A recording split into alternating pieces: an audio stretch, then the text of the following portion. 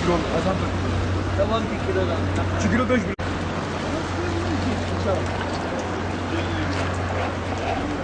Aynı şey yani. Ama balık şöyle Bingöl'de ne zaman açılacak?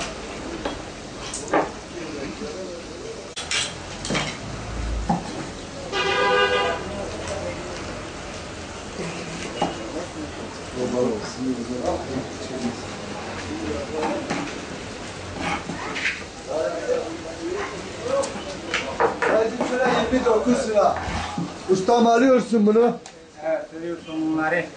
Biraz söyle.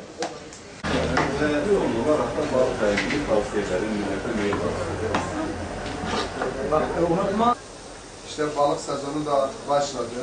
Deniz balıklarını Trabzon'dan, İstanbul, Kumkapı'dan, Şükra Levrek bölümünü de İzmir'den, Alabalık'la somonu da Elazığ, Keban, Çırçır Şerbesi, Alabalık Şu an tezgahımızda 7-8 çeşit balığımız var. İşte Şükra'dır, Levrek, Çineko, Palamut, somon, alabalık, hamsi, istavrit. Ya yok. Oğlum böyle bir şey var. 5 yollu esnafım. 4-5 sene balıkçılık yapıyorum.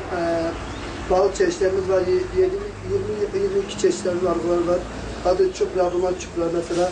10 lira alıyoruz, 12 lira satıyoruz bunları. Levreği 8 lira alıyoruz mesela, 10 lira veriyoruz. Kilo başı 1 lira. Halkımıza hizmetteyiz.